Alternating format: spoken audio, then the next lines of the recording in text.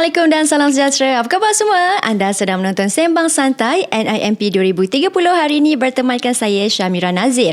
Seperti biasa dalam Sembang Santai ini, biasanya kita akan borak secara santai mengenai industri-industri yang ada di Malaysia yang sebenarnya ada banyak potensi untuk diterokai tetapi ramai yang tidak tahu. Dan istimewanya untuk hari ini, kita nak borak sikit tentang industri aerospace ataupun industri aeroangkasa yang sebenarnya ada banyak potensi besar terutama sekali untuk anak muda. Kerana itulah hari ini saya bersama dengan seorang tamu undangan, anak muda tetapi mempunyai minat yang mendalam, mempunyai komitmen yang cukup luar biasa di dalam bidang aerospace. Hari ini saya bersama dengan Encik Ahmad Abrar Ayub atau lebih mesra dengan sapaan Abrar yang merupakan graduan Universiti Putra Malaysia dan sekarang berkhidmat bersama ATSC ataupun Aerospace Technology System Corporation Sdn Bhd. Apa khabar? Khabar baik, Alhamdulillah. Terima kasih sebab sudi datang hari ini borak-borak dari Gambang kan? Ya, saya dari Gambang.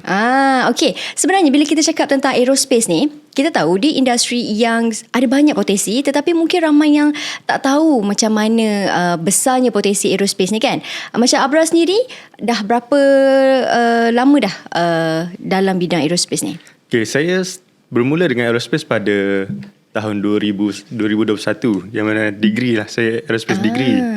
Dan pada masa tu saya masih lagi belum lihat kepelbagaian dalam bidang aerospace ni. Tapi setelah beberapa tahun di dalam degree saya mula lihat yang sebenarnya aerospace di Malaysia ni agak luas. Dan bukanlah seperti yang mitos-mitos yang mengatakan yang Malaysia tiada kerja untuk aerospace. Kita ada seperti MRO, manufacturing dan design. Oh, maksudnya dia besar. Dan kalau masa awal tu kan, okay, ambil pengajian dalam bidang ni masa degree dulu. Ya. Kenapa pilih bidang ni? Punyalah banyak bidang lain, kenapa tak ambil mechanical engineering ke? Kalau minat kejuruteraan kan, kenapa pilih aerospace pada waktu tu yang mendorong? Okay, kenapa saya pilih untuk meneruskan aerospace? Pada masa kecil dulu, saya berminat dengan macam mana kapal terbang tu boleh terbang. Macam mana, tak kisah betapa besarnya atau betapa kecilnya, tapi dia masih boleh terbang. Dan benda tu dapat sangkut saya. Dengan saya terfikir macam mana aircraft tu boleh terbang. Sama ke macam dia ada kipas ke macam helikopter. Tapi setelah saya belajar, saya dapat yang tu salah dia. Oh, salah lah. Dia bukanlah pakai kipas untuk terbang, at least kan untuk dia? commercial lah. Dia pakai somewhat like airfoil lah. Komponen kita pun kompartmen komponen yang ada dekat kapal terbang tu lah. Oh, baru saya tahu. Saya pun ingat sebab dia boleh terbang tu sebab ada enjin dan juga kipas dia. Rupanya ada komponen lain. Itu secara teknikalnya lah. Lepas tu bila dah mula masuk bidang tu, masa mula-mula tu macam mana perasaan masa mula-mula belajar, lepas tu dapat pula kerja secara belajar tu kita tahu teori je, lepas tu dapat pula pergi ke ATSC pula sekarang ni secara praktikal. Macam mana? Apa yang macam ini sebenarnya mungkin ada yang tu apa? Okay, pada masa mula-mula saya masuk degree dulu, saya masih lagi macam tak tahu apa aerospace ni sebenarnya. Macam tergapai-gapai lagi lah, Malaysia ni ada apa untuk aerospace. Tapi setelah saya belajar dan sekarang ni saya tengah menjalankan Pro TJ dekat ATSC, barulah saya tahu yang sebenarnya kita ada kita ada yang besar lah, MRO dekat Malaysia ni. Dan untuk MRO ATSC, tu apa? MRO tu maintenance, repair and overhaul. Okay. Dan ATSC adalah main komponen dia lah MRO lah. Sama juga dalam Malaysia adalah MRO yang paling besar untuk, at least untuk aerospace. Jadi saya faham yang kita buat repair maintenance untuk Sukhoi, dan itu dapat hook saya. Okay. So itu yang mungkin ramai orang yang tak tahulah. So maksudnya aerospace di Malaysia ini dia lebih kepada pesawat, kapal terbang, helikopter sekali mungkin. Ya, betul. Dan masa Abra belajar dulu dan sekarang bila dah bersama dengan ATSC ni kan, apa lagi yang Abra rasa macam ni ramai budak-budak muda kena tahu ni sebenarnya bila dah masuk dalam ni. Sebenarnya bidang ni ada peluang. Jadi sebenarnya aerospace engineering ni taklah berbeza sangat dengan kejuruteraan yang lain. Sebagai contoh, aerospace engineering lebih kurang juga dengan mechanical engineering. Dia core aerospace engineering adalah mechanical. Macam saya adalah mechanical engineer Pro TJ dekat ATSC. Jadi kalaulah seorang student tu boleh survive untuk mechanical engineering, why not try aerospace engineering? Dia tak lari jauh. Cuma kita lebih spesifik untuk aerospace engineering. Bukanlah aerospace engineering bukanlah orang panggil rocket science. Dia sebenarnya lebih kurang saja. Dia bukanlah untuk para genius ke apa ke. Maksudnya sesiapa pun boleh, lelaki ke perempuan ke, boleh je masuk untuk ceburi bidang ni. Ya betul. Dia satu bidang yang sebab ialah kita tahu nak buat komponen. Lepas tu kapal terbang ni pula dia ada macam-macam aircraft ni, ada macam-macam jenis type dia kan. Ada yang besar, yang kecil dan sebagainya. So kita ingatkan dia adalah cabaran dia, tapi of course ada cabaran tersendiri.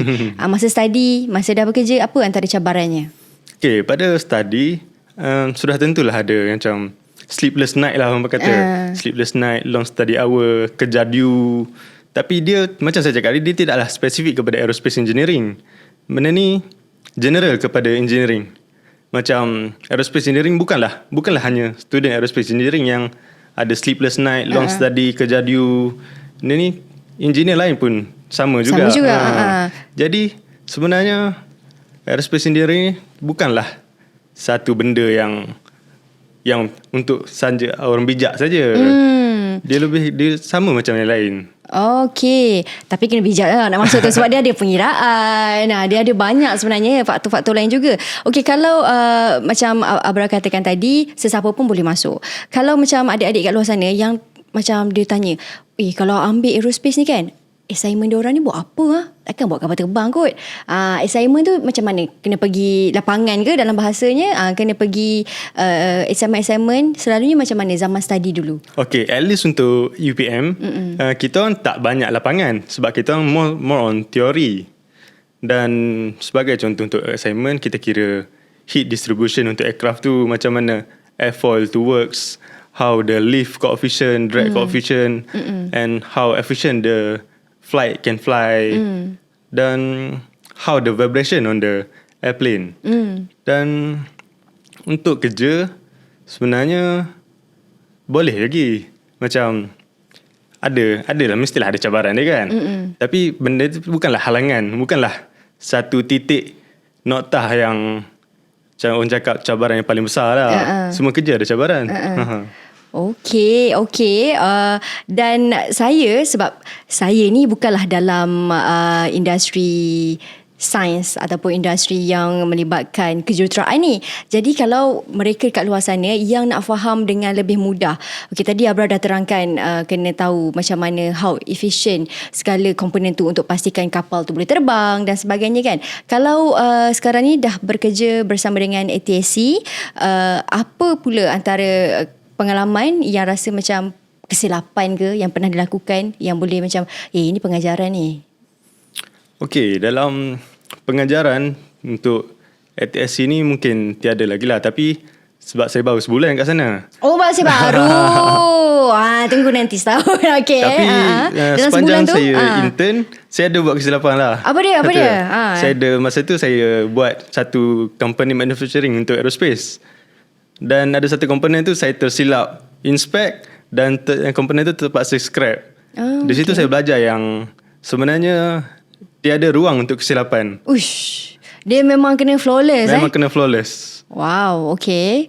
Sebab apa? Kalau berlaku kesilapan memang tak dapat terbang lah kapal tu. Dia lebih kurang macam tu lah. Tapi sebenarnya kita sentiasa ada backup untuk real life aircraft punya. Dia sentiasa ada backup. If one fail, ada satu lagi backup. Kalau backup tu fail, kita ada satu lagi backup. Sebagai contoh untuk slow downkan aircraft, kita ada brake. Kalau brake tak function, kita ada spoiler. Dan kemudian last option adalah reverse thrust. Okay, dia very very technical. Tapi saya tahu, saya rasa reverse thrust tu yang untuk slowkan kapal lah. Ya betul. Nampak tahu juga. Okay. Dan semua teknologi yang Abra belajar ni kan, apa antara teknologi yang memang paling cool lah antara semua? Pada saya yang ada pada kapal tu, pada pesawat, yang paling cool gila. Pada saya macam mana engine tu berfungsi lah, macam mana engine tu berfungsi, dan kemudian how airfoil macam mana airfoil tu bekerja, macam mana kita cakap macam mana dia berfunction lah. Sebab kita tahu macam saya balik kepada tadi, dia tak guna kipas yang mana dia deflectkan angin ke bawah. Tapi dia menggunakan how F-Fall work lah kan. Where kat bawah, surface kat bawah tu lebih tinggi dan pressure lebih tinggi. Macam tu lah. Bagi saya benda tu macam menarik lah. Okay. Itu antara yang teknologi yang dipelajari apabila membuat satu pesawat, kan? Dan pastinya dalam nak buat pesawat ni lah, kalau kita tengok daripada bidang aerospace sendiri, nak menghasilkan satu kapal ni, dia bukan hanya memerlukan engineer sahaja, tetapi juga bahagian-bahagian lain. Memerlukan satu tim yang besar. Satu tim yang besar. Boleh Abang ceritakan tentang tu? Okay, dalam Malaysia kita tak membuat pesawat. Tapi dalam membuat pesawat tu kita kena ada satu tim yang besar, di mana design, simulation dan R&D yang banyak. Dan benda ni akan menelan kos yang tinggi. Jadi kita fokus kepada, untuk Malaysia kita fokus kepada MRO.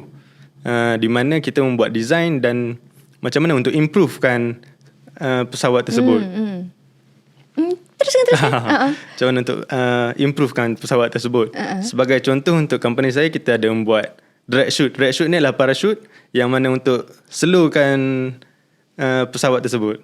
Okay. Yang ni kita adaptasikan daripada, kita ambil idea daripada yang Russian punya drag chute. Dan kita membuatkan drag chute jenama kita sendiri. ATK 30 kalau saya tak silap nama dia. Wow. Okay. Dan macam mana progress untuk yang tu? Kalau tak silap saya masih baru. Saya masuk tu, ini dah hampir di penghujung lah R&D ni. Dan dia akan diriliskan in a few years. Wow. Okay, menarik tu. Kita boleh tunggu nantilah. Sebab bila bercakap tentang nak buat design ni, setahu saya lah, betulkan saya kalau saya salah, masa yang saya baca, masa mula-mula kapal terbang pertama dihasilkan, sebenarnya tingkap kapal terbang tu tak macam tingkap kapal terbang sekarang ni. Dia besar waktu tu. Zaman dulu masa kapal terbang pertama. Dan disebabkan dia besar, maka berlakunya fatality. Sebab bila besar, pressure tingkap tu pecah. Sebab tu sekarang tingkap kapal terbang yang sekarang komersial yang ada pada tahun ini, era ini, dia bentuknya lebih kecil dan bentuknya bukan petak. Bentuknya ada shape yang tersendiri. Sebab shape tu pun main peranan. Dia bukan saja buat lonjong macam tu kan. Ada sebab kan. Itulah pentingnya kenapa kena mempelajari dan juga kena ada ilmu dalam bidang ni. Dan kalau Abra sendiri lihatlah industri aerospace ni di Malaysia. Okay, masa belajar dan juga masa bekerja sekarang, macam mana industri ni? Ramai orang tahu ke, macam mana ke? Even masa study dulu, dalam kelas ramai students ke? Sebenarnya macam mana? untuk batch saya, dalam 30 hingga 40 orang untuk satu batch. Dan masih lagi ada persepsi yang tiada kerja aerospace di Malaysia. Ini perlu diperbetulkan lah. Sebab sebenarnya Malaysia ni ada banyak sektor aerospace. Sebenarnya saya tak adalah kata banyak, sebenarnya mencukupi. Sebabnya kan setiap universiti dia ada piawaian dia. Macam berapa aerospace student dia nak ambil berdasarkan pasaran market dekat Malaysia. Berapa Malaysia pasaran market yang perlu aerospace, dan universiti akan keluarkan graduan aerospace. Semua pasaran ni masih lagi mencukupi dan pekerjaan tu masih lagi mencukupi. Tiada surplus dan tiada ni. Dan kalau mereka nak masuk kan, adik-adik yang nak masuk ni, apa sebenarnya kemahiran utama yang perlu ada dekat mereka ni? Kena excel dalam certain subjek ke? Okay, jadi untuk engineering, dia base engineering of course lah fizik. Kena ambil fizik kena ambil sains, aliran sains. Yang tak aliran sains, kalau nak minat, ambil aliran sains. Okay? Fizik tu kena bagi macam kacang lah. Tak adalah kacang sebabnya kacang. Kalau macam kacang macam genius je lah engineering kan. Tak juga, sebab fizik dekat sekolah lah, at least dia hanyalah kecil. Kita masih lagi belajar banyak. Jadi kita ada masa untuk improvekan diri kita. Tapi mostly physics lah. On physics, at math, semua pengiraan. Walaupun dia teori, tidak bermaksud dia perlu hafal. Teori ni juga calculation. So perlu ada dalam kena pandai, kena excel lah dalam subjek sains tu lah Yang perlu diberi penekanan of course fizik. So dah tahu dah laluan kalau berminat di dalam bidang engineering, dalam bidang aerospace, fokuslah kepada subjek-subjek yang dikatakan oleh Abang Abrar tadi. Dan kalau Abrar sekarang dah ada ilmu, dah ada skill kemahiran dalam aerospace, kalaulah andai kata nak bertukar ke industri lain, boleh ke bawa kemahiran aerospace ni? Contoh, pergi kepada robotics, pergi kepada otomotif. Boleh? Boleh, sudah tentu. Tapi sudah tentu. Sebenarnya untuk otomotif, dia berkait rapat dengan aerospace sebab kita bermain dengan aerodinamik. Bahkan F1, dia sebenarnya dia adalah reverse kepada aerospace. Aerospace dia nak terbang, tapi F1 dia nak ke bawah. Sebagai contoh, aerospace dia perlukan lift untuk terbang. Tapi kalau F1 dia perlukan downforce. Jadi ibarat sayap kapal terbang, dia terbalikkan. Jadi sebenarnya F1 ni adalah aerospace yang terbalik. Wow, okey, baru tahu. Patutlah dia laju betul. Sebab itulah menggunakan teknologi lah. Teknologi yang sama. Untuk membolehkan dia melekat kat jalan, dia tak terbang. Okey. Mas tidaklah kena fokus kepada buat kapal terbang saja maksudnya. Ada banyak juga cabang dan juga bidang lain yang boleh difokuskan. Dan kalau macam Abrar masuk ni sebab minat, memang minat pada asalnya. Tapi kan, kalau kita bercakap daripada segi realiti, sebab sekarang pun dah masuk dalam pasaran kerjaya, realiti untuk di Malaysia ini, untuk industri aerospace, bagaimana? Dari segi gaji, daripada segi peluang kerjaya, Abrar kata ada peluang. Tapi kalau menyentuh daripada segi gaji, macam mana? Selalu orang kata gaji dia tinggi sebab bawa kapal terbang. Macam mana tu? Okey, daripada segi gaji... Sudah tentulah ada. Saya tak adalah cakap dia besar, tak adalah cakap dia kecil. Tapi gaji tu ada. Untuk saya kata, dia bukan underpaid lah Dia bukan underpaid lah. Dia bukanlah tiada yang bayar basic gaji. Gaji minimum tiada lah. Tak ada lah Dan sudah setimpal lah dengan kerja yang dia buat, dengan apa yang dia fikir apa semua. Sebenarnya bab gaji ni, saya tak pastilah benda ni betul atau tak, tapi ramai para kawan saya pergi ke luar negara untuk meneruskan kerja dia. Sebagai contoh, ada yang pergi ke Singapura, ada yang pergi ke Dubai untuk meneruskan sebab ada yang menawarkan gaji yang lebih tinggi. Tapi bagi saya nak stay kat Malaysia lah sebab saya graduan lepasan PTA. Saya nak saya nak mengharumkan nama Malaysia. Wow, amin, insyaAllah. Ini sebenarnya mentaliti yang perlu ada pada setiap anak muda, terutama sekali apabila you menimba ilmu, mendapatkan ilmu di universiti awam di negara kita. Jadi apa salahnya kalau ilmu yang digunakan tu kita guna untuk menyumbangkan jasa dan bakti semula pada masyarakat, pada komuniti dan juga pada negara. Mentaliti yang sangat-sangat bagus sebenarnya. Dan tadi Abrar kata nak bertahan dalam bidang ni kan, bertahan dalam terus bidang aerospace ni. Apa yang antara your big why you nak stay dalam this industry? Kita tahu industri ni dia mencabar, dia bukan mudah sebab teknologi terus berubah. Terus mengejar, dia tak sama. Jadi what is your big why you nak stay? So, kenapa saya nak stay kat sini adalah, first, sampai bila kita nak depend kepada orang luar untuk jaga aircraft Malaysia, dan sampai bila kita nak depend untuk diorang, kita nak beli barang daripada diorang. Kita pun perlu melahirkan teknologi daripada Malaysia. Sebenarnya ini dapat menurunkan kos daripada kerajaan Malaysia sendiri untuk tidak berbelanja kepada duit keluar dan hanya fokus kepada negara, industri dalam negara.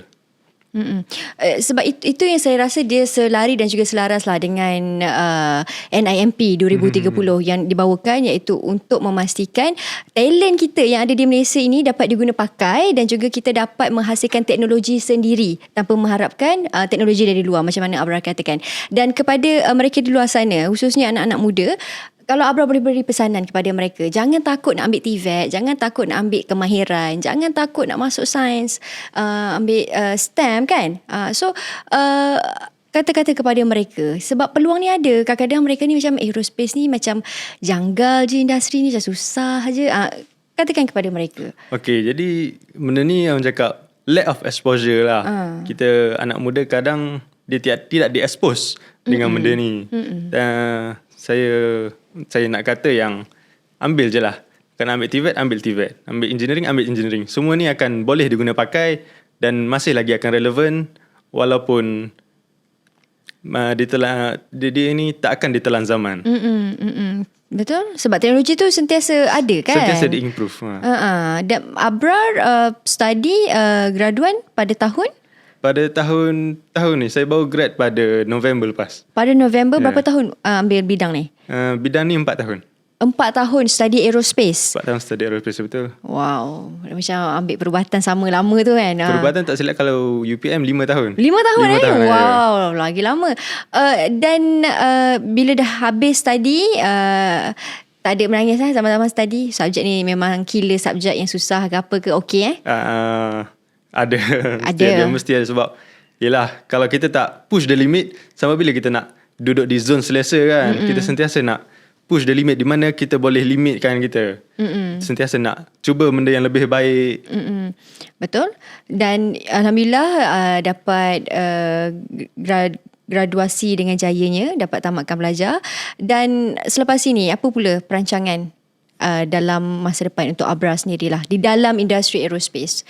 Maybe what's next? Jadi, in 5 years, 10 years, you punya bayangan terhadap diri you di dalam industri ini. Jadi pandangan saya nak berkecimpung dengan banyak lagi lah. Saya berminat dengan design aerospace. Saya nak design bukan aircraft, sebab Malaysia tiada manufacturing aircraft. Tapi mungkin komponen, saya nak bergiat aktif dalam design komponen dan untuk menjadi leader kepada tim design dan membuat satu komponen yang memberi impact yang besar lah untuk aerospace Malaysia ni. Kalau cakap tentang design tu kan, mungkin ada satu fakta yang orang Malaysia perlu tahu, orang ramai perlu tahu tentang design kapal terbang ataupun pesawat yang kami tak tahu, yang you guys tahu. Mungkin kenapa bentuknya sedemikian, kenapa bentuknya kena sayap dia sebegitu. Mungkin ada apa-apa fakta, fun fact yang ingin dikongsikan? Fun fact saya teringat yang ada satu aircraft ni. Sebenarnya untuk stablekan aircraft, sayap tu kena dihedral. Dihedral ni maksudnya kalau daripada pandangan depan, aircraft tu kena bentuk V macam tu. V V maksudnya daripada macam tu. Okay. Tapi ada satu aircraft ni, nama dia Antonov aircraft. Dia tak ikut benda tu. Dia buat bentuk apa? Dia buat V terbalik, inverted V, dipanggil anhedral. Macam mana pula? Okay. Macam tu. Tapi surprisingly, dia masih lagi stable. Dia menggunakan konsep yang mana pendulum. Dia menggunakan konsep pendulum. Tapi benda ni saya ada buat satu assignment lah. Macam mana Antonov tu boleh terbang walaupun dia menggunakan konsep sayap anhedral. Anhedral ni inverted V lah. Sangat menarik lah benda tu. Itu fun fact lah. Sebenarnya macam kita tak perlu only A sahaja yang boleh terbang, B tak boleh terbang. Tak juga, B pun boleh terbang. Kita tolak A jauh, kita ambil B, tapi kita tambah satu benda lagi. Macam mana dia boleh terbang? Sebab ialah menggunakan konsep pendulum tu, kita tahu yang dia swing tu kan, dia swing. So menggunakan konsep tu bagaimana maksudnya? Okay, Antonov ni dia satu pesawat yang besar lah. Dia satu cargo airplane. Dia bila dia view macam tu, ni pesawat, dia akan macam tu. Maknanya dia akan stable lah. Bila macam tu, dia akan tolak balik macam tu. Okey, kalau yang asalnya bentuk V. Kalau bentuk V tu macam mana? Bentuk V tu dia secara asasnya dia memang stable sebab aircraft tu memang bentuk V. Wing dia memang bentuk V. Jadi dia tak perlu untuk beratkan lagi aircraft tu. Jadi untuk Antonov tu kita boleh kata yang benda ni tak betul, tapi kita boleh kata yang makin berat aircraft makin stable pesawat tu. Boleh fikir tak? Macam tu dia punya hipotesis. Kan, semakin berat pesawat semakin stable lah pesawat itu, sebegitu. At least untuk benda tu lah, untuk Antonov tu lah. Tapi dia tak entirely betul pun. Okay. Itu yang menariknya bila kita belajar sains ni kan. Kalau A tak jadi, you boleh buat juga yang B. Dia tak ada macam ikut tak. Okay. Dan cakap tentang tu kan, ini selingan lah yang saya nak tahu juga. Dah alang-alang kita belajar, kita bertanya orang yang terlibat penghasilan pesawat ni, kenapa kadang-kadang bila kita nak pergi naik kapal terbang, dia tetapkan bawa beg kabin tu 7 kilo je. Kenapa tak boleh 10? Ada yang kata ada kaitan sebab daripada segi keseimbangan kapal tu. Ya ke? Tiba tanyakan soalan kan, boleh? Satu lagi yang menarik itu bukanlah aerospace engineering, itu lebih kepada aviation untuk pilot sebenarnya. Oh, lain Lain. Satu lagi, aerospace engineering ni ramai yang fikir yang aerospace engineering akan jadi pilot. Jadi benda tu tak betul. Pilot is a different path sebenarnya. Okay. Untuk aerospace engineering ni kita lebih libatkan engineering, lebih kira-kira. Untuk teruskan kepada pilot, kita kena ambil jurusan yang lain. Bukanlah aerospace engineering, kita adalah satu jurusan yang beza dengan pilot. Dan benda tu, untuk menjawab soalan Mira tadi, sebenarnya kalau nak keseimbangan, dia kena ikut berat penumpang tu juga sebenarnya kan. Betul tak? Ada penumpang kecil, ada yang kanak-kanak. Macam mana dia nak seimbangan? Tu masih lagi tanya-tanya kepada saya walaupun saya itu kita kena tanya ni lah, kena tanya pengendali kapal terbang tu lah, kenapa buat syarat sedemikian, tetapkan syarat sebegitu. Dan Abrar, kalau untuk mereka di luar sana, untuk ikut jejak langkah Abrar ini bagaimana daripada awal habis JSPM, apakah step yang perlu mereka lalui perjalanan journey tu? Okey, untuk saya lepas habis SPM saya ambil asasi di UPM. Dan kemudian saya asasi sambung. dalam apa? Sains lah. Asasi pertanian. UPM. Pertanian, Dia nama pertanian tapi bukanlah pertanian, dia hanyalah sains. Dia nama pertanian sebab UPM kan. Tapi kita boleh cerita di episod yang lain-lain tu. Okey, boleh. Dan kalau lah ada adik-adik yang nak menerajukan aerospace ni, boleh ambil sambung kepada matrix ataupun form 6 yang ada bidang sains, dan kemudian boleh ambil aerospace engineering. Diploma juga boleh, tapi saya tak pasti. Saya takut jadi lama lah kalau diploma, sebab untuk UPM punya saya rasa tak boleh tolak credit hour. Okey, tak kisah ambil apa-apa, baik bermula daripada matrikulasi ke ataupun form 6 ke, tapi kalau boleh masa nak melanjutkan ke pengajian degree tu ambil aerospace begitu. Pilihlah UPM. Kan. Dan juga kepada ibu bapa, kalau anak mereka berminat dalam bidang ini, nak kata kepada mereka jangan khawatir, insya-Allah ada peluang kejaya, jangan risau, Abrar dah menjadi buktinya. Kepada ibu bapa di luar sana, silakan. Okey, kepada ibu bapa janganlah terkejut bila ada anak yang nak menerjui aerospace ni, sebab aerospace sebenarnya banyak bidang dalam Malaysia. Kita boleh pergi ke robotik juga macam Cik Mira bagi tahu tadi. Dan aerospace ni dia lebih luas lah sebenarnya. Dia tidak spesifik. Jadi harapan saya, biarlah anak-anak tu berkecimpung dalam aerospace ni. Sebab dia bukanlah satu rocket science. Dia sama juga macam engineering yang lain. Dia bukan macam science fiction ke? Bukan. So tak apa, bagi je mereka terogai, sebab sebenarnya kita ni anak-anak muda yang ada di Malaysia ni, kita ada passion, kita ada minat, terutama sekali dalam golongan Gen Z sekarang ni kan, yang suka nak terokai benda-benda ni. Jadi jangan halang, sebab kalau tanpa mereka ni, pelapis-pelapis ni, siapa lagi yang nak teruskan industri yang ada di Malaysia dan yang mempunyai peluang yang cukup besar. Terima kasih banyak-banyak Abrar kerana sudi berkongsi pengalaman, kisah. Selamat maju jaya. Harapnya lepas ni kita dapatlah tengok design pesawat daripada Abrar and team.